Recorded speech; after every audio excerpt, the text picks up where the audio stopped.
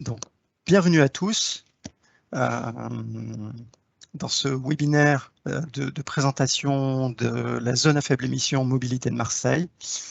Comme je le disais, plusieurs choses pour gérer au mieux ce webinaire. Je vous demande de couper vos vidéos, de couper vos micros si ce n'est déjà fait pour préserver la bande passante. Le webinaire est enregistré, la présentation qui en est faite sera mise à disposition sur la chaîne YouTube du Conseil MobiPro. Si vous avez des questions, n'hésitez pas à les poser à travers le canal de chat de cette réunion Teams. Nous y répondrons en fin de session, tout de suite après la présentation. Et dans tous les cas, dans quelques temps, quelques jours, un kit de communication vous sera transmis, spécialement conçu pour les entreprises et qui sera diffusé à tous les participants et à tous les inscrits de ce webinaire. Donc bienvenue à tous, je m'appelle Yves Domin et je suis le directeur régional d'un cabinet de conseil qui s'appelle Ecodev, et on pilote pour le compte de la métropole un service qui s'appelle le Conseil MobiPro, dont je vais parler quelques minutes. Et nous avons avec nous Émilie Fritsch, qui est chargée de mission pour la ZFEM de la métropole Aix-Marseille-Provence au sein de la DGA Mobilité. Bienvenue Émilie. L'agenda de ce webinaire est assez court. Donc l'idée, c'est de vous présenter très rapidement les contours du Conseil MobiPro, de le rappeler à ceux qui ne nous connaissent pas encore, et puis après de rentrer directement sur une présentation de la zone à faible émission, les dérogations de circulation qui sont prévues, les aides à la conversion pour les véhicules professionnels, et puis ensuite une session de questions-réponses. Donc encore une fois, pour ceux qui viennent de nous rejoindre, n'hésitez pas à poser vos questions sur le canal du chat, on y répondra donc à la fin de cette session. Donc très rapidement, pour ceux qui ne nous connaissent pas, le Conseil MobiPro, c'est un service d'accompagnement des entreprises et des organisations du territoire de la métropole Aix-Marseille-Provence, qui est financé par la métropole et qui est là pour accompagner ces entreprises et ces organisations sur les sujets de mobilité au sens large, et plus particulièrement des plans de mobilité d'employeurs, donc des plans d'action que peuvent réaliser les entreprises pour éviter et limiter l'usage du véhicule solo, du véhicule thermique solo, et favoriser les modes actifs et les modes partagés, donc vélo assistance électrique, la marche, ou les modes partagés, les transports en commun ou le covoiturage. Nous sommes là pour accompagner les entreprises dans cette démarche à plusieurs niveaux. Nous sommes là pour vous informer d'abord, c'est le propos de ce webinaire par exemple, mais nous publions aussi une newsletter à peu près tous les 2 mois. On est là pour vous accompagner et réaliser un certain nombre d'études et d'accompagnement méthodologique dans la réalisation de ce plan de mobilité. Et puis on est là aussi pour vous aider dans l'animation et la sensibilisation de vos salariés sur ces sujets de mobilité.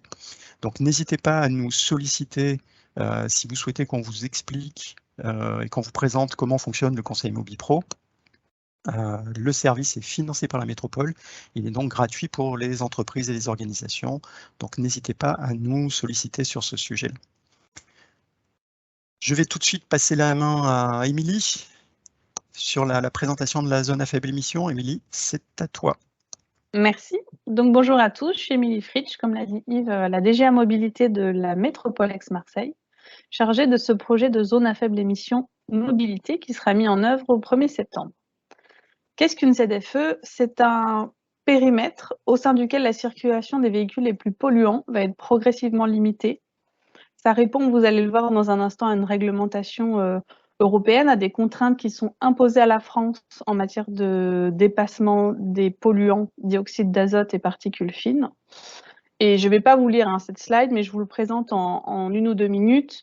La ZFEM, on parle bien de mobilité puisqu'il s'agit de réguler et de limiter les véhicules les plus polluants du trafic routier et non pas d'agir sur la pollution des navires, de l'industrie ou toute autre source de pollution à l'échelle de notre territoire. utilise du coup la ZFE ce système de vignette critères que vous connaissez peut-être déjà, qui est déjà actif sur le territoire de Marseille en cas de pic de pollution, mais de façon très ponctuelle. Là, cette ZFE utilisera les vignettes critères qui classent les véhicules en fonction de leur catégorie, de leurs émissions environnementales, selon la motorisation, selon leur date d'immatriculation, selon leur catégorie aussi, poids lourd, utilitaire, voiture, 2 roues ou 3 roues motorisées. Il s'agit d'un autocollant qui est apposé à l'arrière du pare-brise des véhicules. Sur les 2 roues, c'est à l'avant du véhicule. Et qui servira à partir de l'entrée en vigueur de cette ZFE. Je vais également vous présenter le calendrier, mais elle entre en vigueur le 1er septembre avec un premier mois pédagogique. Donc les contrôles pourront être réalisés non pas par caméra, mais dans un premier temps dans le cadre de contrôles classiques de la circulation à partir du 1er octobre. Ce qu'il faut savoir sur ces vignettes critères, donc qui sont déjà obligatoires sur notre territoire pour circuler dans Marseille en cas de pic de pollution, mais qui seront utilisées pour la ZFE, c'est qu'elle elle classe donc, comme je l'ai dit, les véhicules selon leurs émissions de polluants. Les critères 5 étant les plus anciennes, la vignette critère étant le niveau le plus vertueux, ce qu'on appelle un véhicule propre. En France, il existe aujourd'hui 9 zones à faible émission. Je ne vous les cite pas toutes, mais je pense à Paris, Grenoble, Lyon, Toulouse et plus récemment celle de Montpellier qui a été mise en place début juillet. Et il y en a une vingtaine, voire plus, qui sont également en projet. L'objectif des ZFE est bien d'accélérer le renouvellement du parc de véhicules et non pas de réduire le trafic routier. Il s'agit, comme je l'ai dit, d'une procédure réglementaire pour vous donner un petit peu les grands jalons de la mise en place de cette zone à faible émission. C'est une obligation qui a été fixée par la loi d'orientation des mobilités et ensuite imposée, confirmée avec une compétence à la métropole d'Aix-Marseille pour la mettre en place sur notre territoire depuis la loi climat et résilience de l'été dernier. Ce processus de mise en place est sur une durée de 2-3 ans, un processus assez long, puisqu'il s'agit de lancer, de conduire une étude de préfiguration, étude préalable, où on modélise en fonction des vignettes, des scénarios envisagés et du périmètre retenu, d'abord les évolutions de trafic qui seraient induites si on supprimait les critères 5, puis 4, puis 3, et ensuite les émissions de polluants. L'objectif étant, comme vous l'aurez compris, de réduire drastiquement, de manière progressive, mais le plus rapidement possible, les émissions de polluants liées au trafic routier. Cette étude a duré 1 an et demi. Elle a été suivie début d'année, certains d'entre vous, j'en doute pas, ne l'auront pas manqué, par une consultation du public et des parties prenantes. Et là, depuis 3-4 mois maintenant, le projet est finalisé. On est en train de préparer l'implantation des panneaux, les modalités de contrôle, voilà. Pour une mise en place progressive, et sur la slide suivante, je pense, nous allons pouvoir le voir, entre septembre... Ah non, alors c'est pas grave. L'état de la qualité de l'air, nous souhaitions vous présenter ces cartes à l'échelle à peu près métropolitaine qui prouve sur 3 polluants que forme l'indice synthétique air. Là, il s'agit de données 2018 qui ont servi de base à notre étude lancée en 2019. Il s'agit de constater que les axes routiers, comme vous le verrez ici, et zones d'activité, mais axes routiers, sont très concernés par des dépassements de polluants, de particules fines et de dioxyde d'azote. Et que, on peut le voir sur la slide suivante, le périmètre de Marseille est particulièrement impacté. Nous allons voir dans un tout petit instant la carte de cette zone à faible émission, puisque la circulation et également le stationnement des véhicules sera restreint. Je vais vous parler des vignettes juste après, à l'intérieur de ce périmètre, et non pas sur les axes de bordure, qui sont ici identifiés en bleu, ainsi que le tunnel Prado-Carénage, certaines passerelles, l'arrivée de la 7 sur Saint-Charles. Voilà, il y a plusieurs axes qui sont exclus de ce périmètre, mais on a souhaité, et ça a été ensuite arbitré politiquement, que ce périmètre soit le plus large possible. Alors il est certain qu'il ne s'agit pas d'une zone à faible émission mobilité comme celle de Strasbourg, qui inclut les 33 communes de l'intercommunalité. Mais comme vous avez pu le voir sur la carte précédente, les données de pollution correspondent bien. Ce périmètre qui a été retenu regroupe aujourd'hui 82% de la population métropolitaine surexposée au dioxyde d'azote.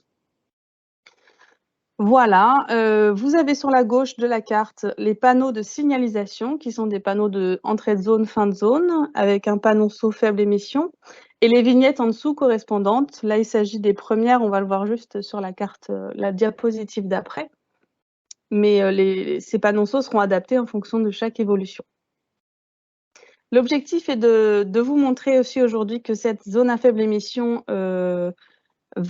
il est certain, être une contrainte de circulation, mais progressive. Il s'agit au 1er septembre 2022, donc dans moins de 2 mois, de restreindre l'accès de tout véhicule, donc vraiment toute catégorie, autant particulier que professionnel, poids lourd, voiture, utilitaire, 2 roues, de restreindre les critères 5 et non classés. Je veux bien, Yves, que tu mettes juste la slide suivante.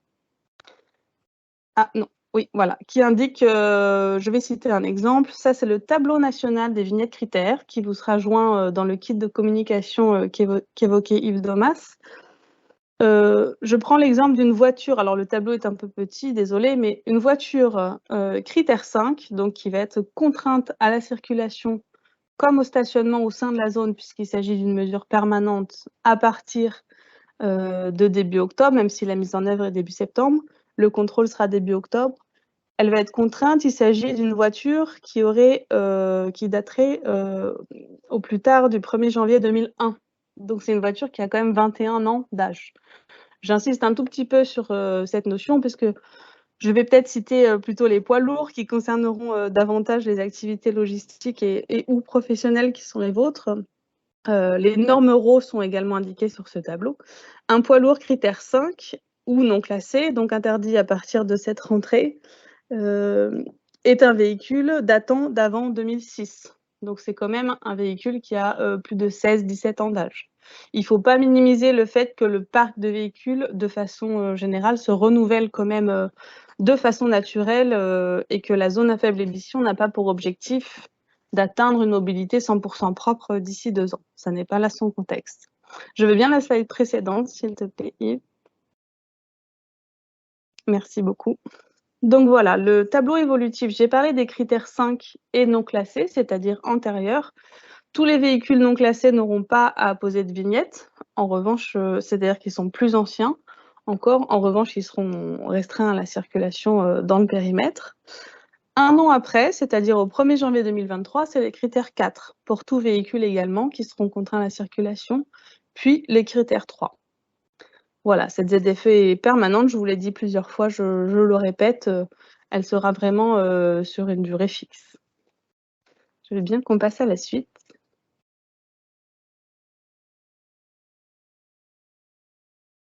Alors, nous arrivons au chapitre des dérogations et ou exemptions. C'est 2 terminologies différentes, mais le concept est le même.